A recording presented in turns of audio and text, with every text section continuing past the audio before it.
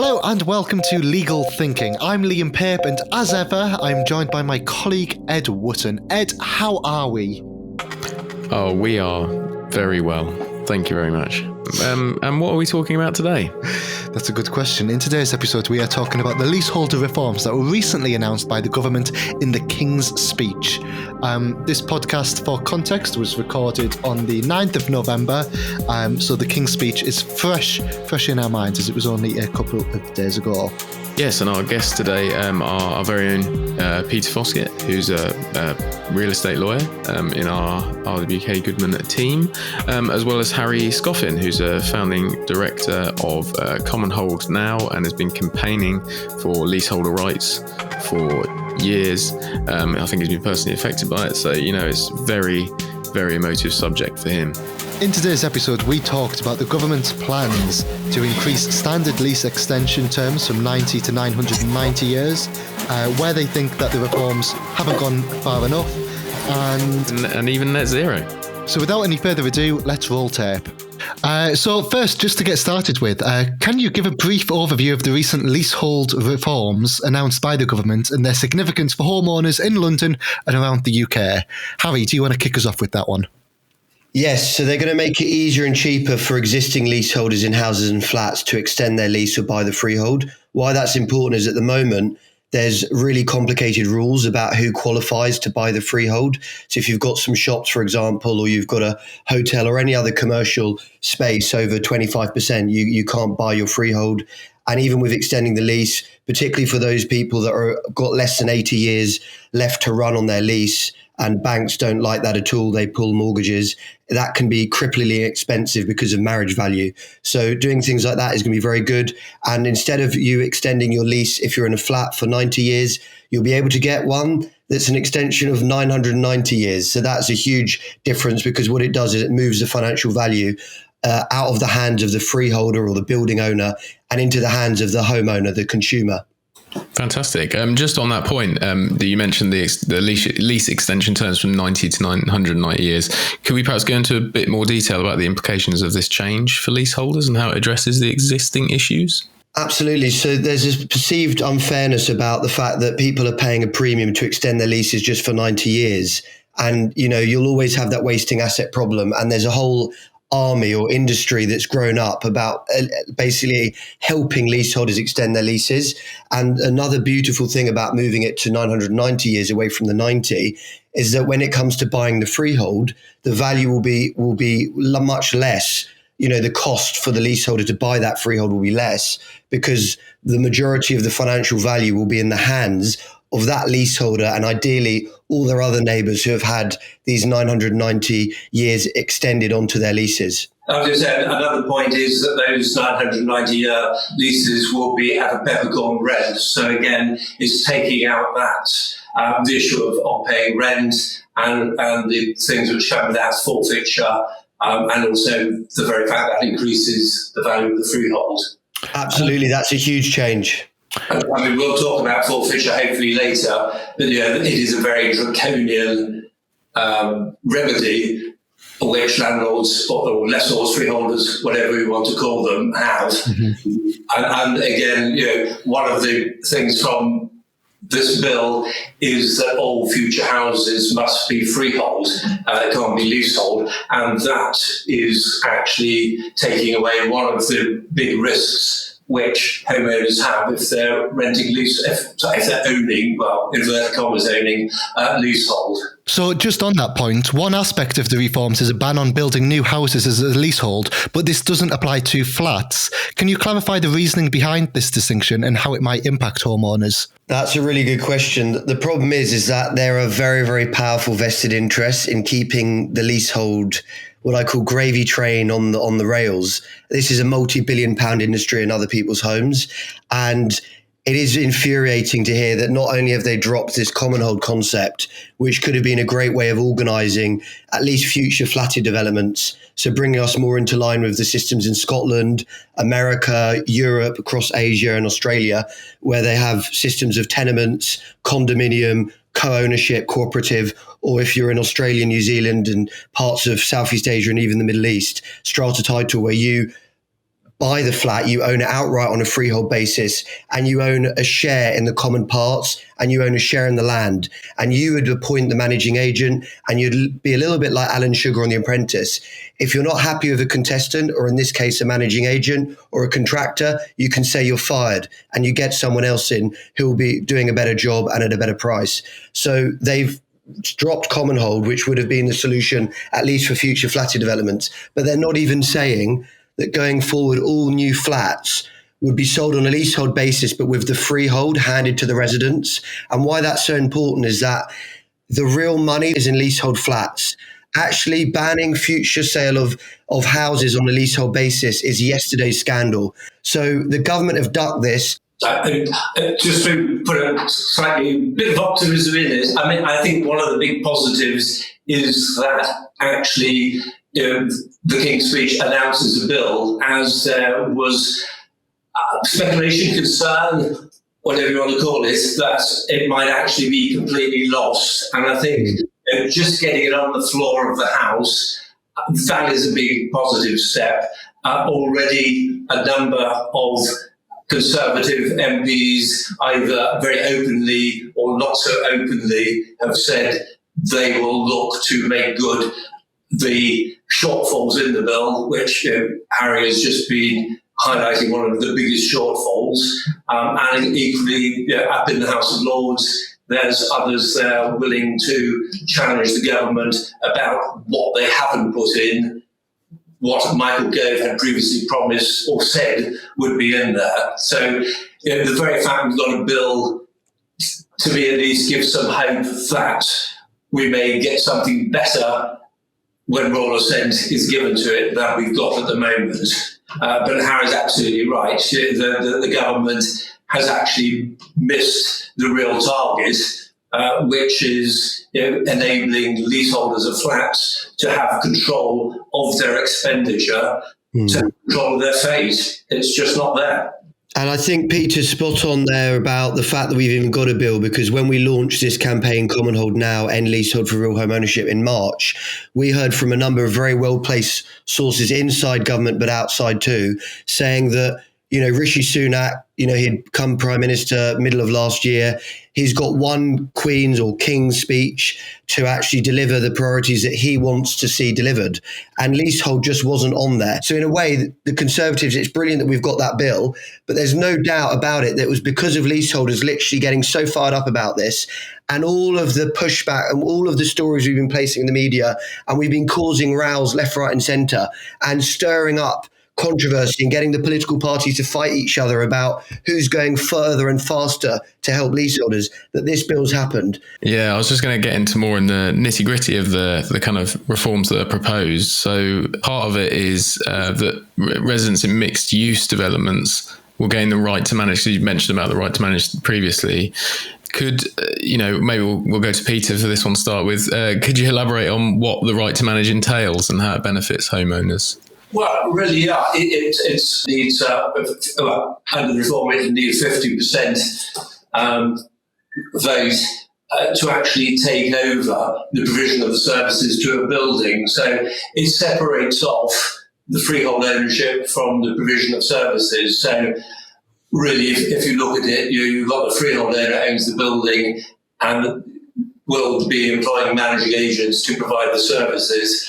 Really, the right to manage company are the leaseholders of that building, and they are, in practice, will be the ones employing those managing agents to provide the services. It's a technical piece of legislation for achieving it, and it's certainly not a simple process. And Harry's highlighted the issue of getting the sufficient majority, but that's the basis of it, is to enable the leaseholders to take control over the provision of services to themselves, and to be able to control the cost and the quality of the services, and not leave those issues to the freeholder. But the freeholder generally will usually stay there, which is one of the issues from this at the moment is that the government are going to continue consulting upon what you do with existing leases and the rents out of existing leases, because this is going to be one of the ongoing problems. New leases without any rent apart from a peppercorn, old leases will still be subject to a rent, and we're going to end up with a two-tier market. So the poor old existing leaseholders are going to suffer a double whammy, and the government is struggling to decide on what they're going to do for existing leaseholders, and it starts feeling like the ever ongoing issue over business rates, that the government just cannot find a solution, and all the time it doesn't resolve the situation for existing leaseholders. It's leaving them in a very untenable position. Oh no, very quickly on the 25% rule, that is very significant, because for anyone with mixed use, in a mixed use block where you might have some offices or shops or a hotel or service apartments or a GP surgery or something like that, you'll be able to get the right to manage, you'll be able to get control. And what's really interesting about this point is that in what was announced in this bill, and again, caution, we've not seen the detail of this bill, and we may not for a number of months to come. But the fact is that this was one of the few policies that they hadn't already previously announced. And it was something that I understand that the freeholders were really lobbying aggressively against for the last few years. The Law Commission actually proposed it in 2020, that this 25% becomes a 50%. So it means as long as the leaseholders or the residents are in the numerical majority in terms of floor space, they will be able to get control. And interestingly, I'd heard rumours that the government were going to allow that on right to manage. But as Peter was just saying, that yes, you've still got the freeholder issue, because they can be breathing down the neck of the leaseholders controlling that RTM company, and will always be trying to trip up that RTM company. And if you've got commercial premises, they could use the commercial premises to blow up the RTM company by withholding service charges. There's famous cases on it at the moment with court-appointed managers. But basically, they were going to say it just for right to manage. The fact that we've now got that as a commitment on enfranchisement is huge. And actually, really interestingly, the Law Commission originally said they'd keep 25%. And, without sounding arrogant, I was part of an absolute pushback on that and organising leaseholders up and down the country to say, actually, that's wrong, because the original premise of right to manage, which was introduced by Tony Blair's government in 2002, was that you've got to be in a predominantly residential building. And our argument was, well, 25% of the building isn't really predominantly residential. As long as residents are in the 50%, are in the majority, they should be able to get right to manage and buy the freehold. So we've won that argument. But the question is that, as Peter said earlier, that's a great victory in of itself. But for most of these blocks where you've got high levels of overseas, buy-to-let landlords, trying to get buy-in from them to get 50% is almost impossible. So we hope that the government, and we will fight for it, can actually be a little bit more relaxed on this idea of you having to get half of all of the leaseholders to claim the right to manage. Going back to what I was saying before about there's a good likelihood of when it hits the floor of the House, the bill will be improved. One of the things going forward is to extend the service charge protections which flat owners enjoy to leasehold or freehold house owners. What hasn't been extended is this right to manage concept. So freeholders on estates will be given the ability to challenge service charges. What would be a really good improvement to the bill would be to extend right to manage not just to leaseholders in a building, but leaseholders and freeholders on an estate, all in their individual houses, paying service charges for estate services. Peter, you touched upon this earlier, but there's a call for an end to forfeiture, which is often used to pressure leaseholders into paying inflated service charges. Can you explain what forfeiture is and how it affects leaseholders? Yeah, no, it's a very old remedy. I mean, basically, if you've got a lease, the landlord has the right to end that lease. It's called forfeiture. If you don't pay the rent or you don't perform your covenants. Generally, Well, in theory, it can be the most minor of breaches.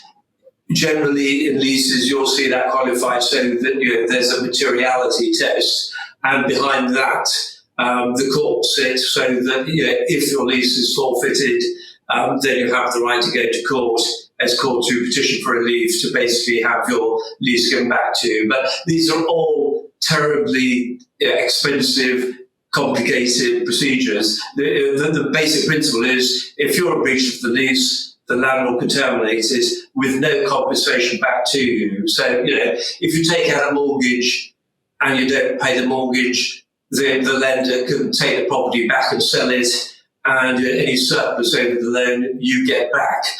Not so with forfeiture, you lose everything. You might have spent £1 million buying your leasehold property. If it's forfeited, it's gone.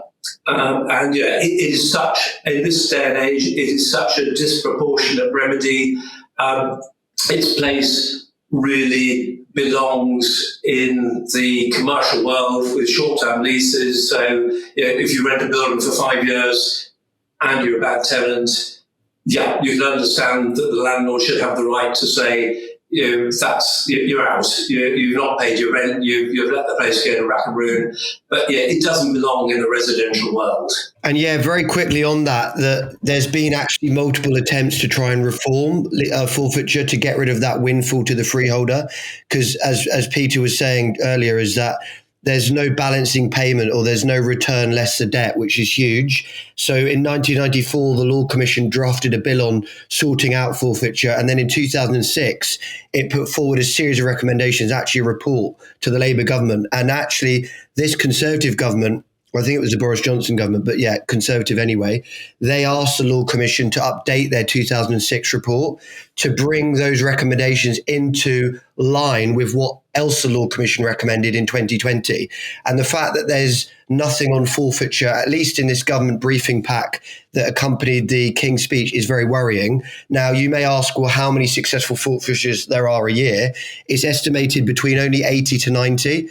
That's 80 to 90 households potentially going homeless, but it's the threat of forfeiture, as you said earlier, that gets leaseholders rightly very worried, and it forces them to pay some excessive demands from the freeholders. And I think that's something, whereas Peter was saying earlier, that's something that could easily be amended when this bill comes forward to say that there is forfeiture still allowed, but that the remaining equity is handed back to the departing leaseholder. And also, there's a problem on mortgages as well, because lenders will not lend on a lease where you just have forfeiture. So a more reasonable leases, shall we call them that, have extra provisions in them. So there's forfeiture, but a lender has the right has to be notified and has the right to remedy the breach before forfeiture can occur. But other leases don't have that in, so those properties can't be mortgaged, and therefore, if you're trying to sell, a buyer can't get a mortgage without that being varied. So it's the case of going to the freeholder saying, almost cap in hand, saying, please agree a variation to my lease to insert these provisions to protect a lender. It has that problem also in the market.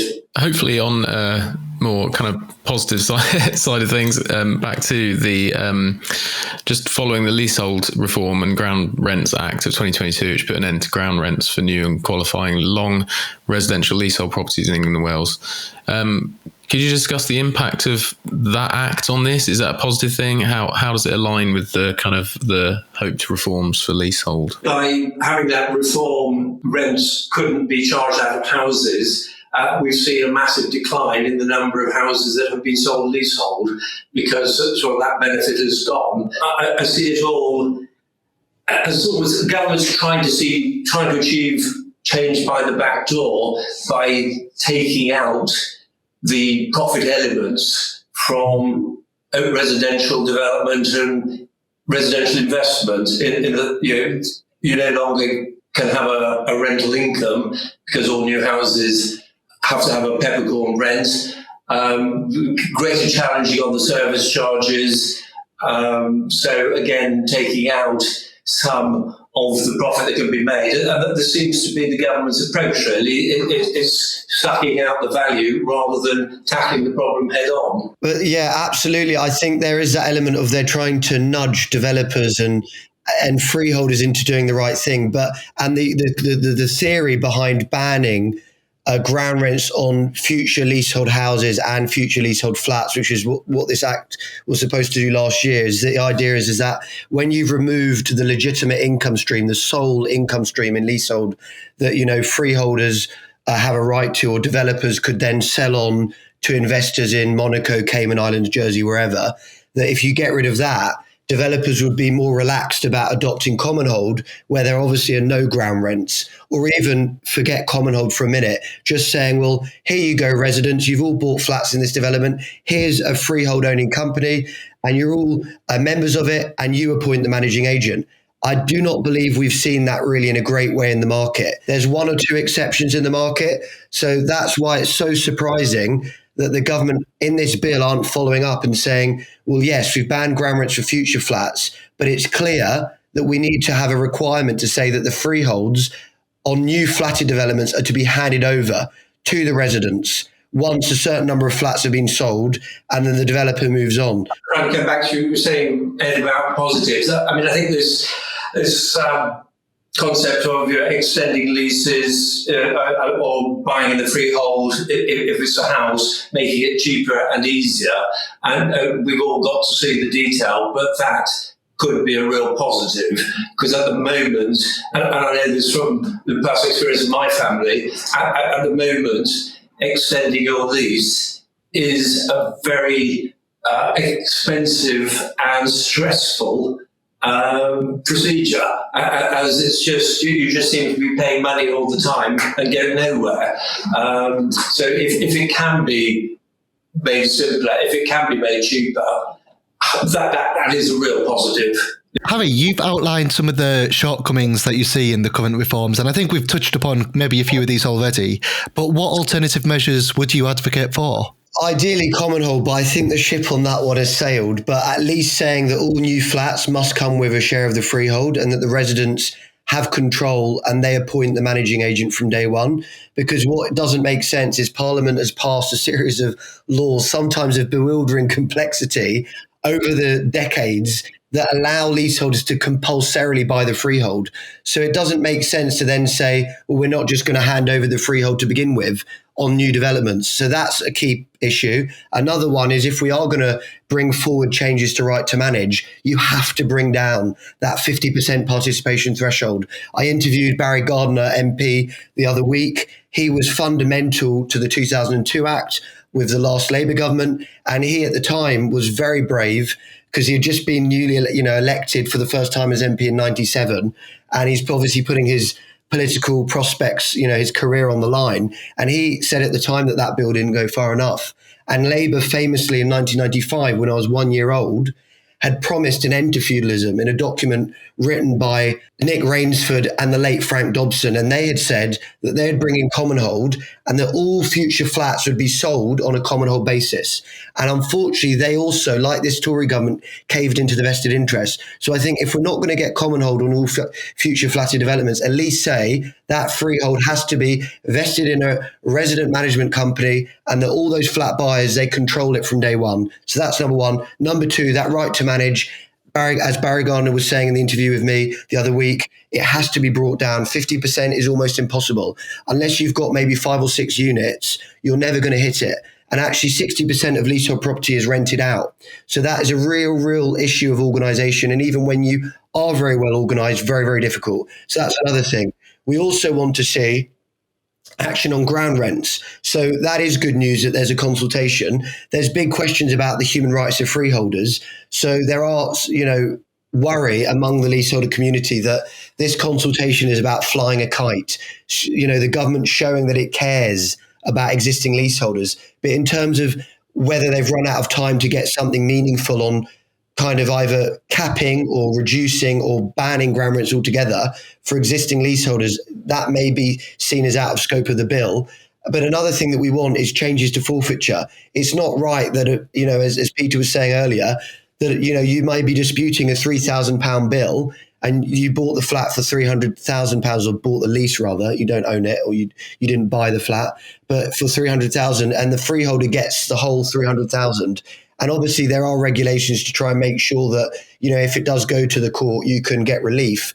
But it is a very complex, very stressful process. There could easily be a tweak to say that the equity less the debt would be returned to the departing leaseholder. So that's another thing. And another thing is, at the moment, anyone can be a freeholder and anyone could be a managing agent. You could even set up one of these companies, hoover up the freeholds of people's homes, or become a managing agent, handle hundreds of thousands of pounds of other people's money, and have a criminal record.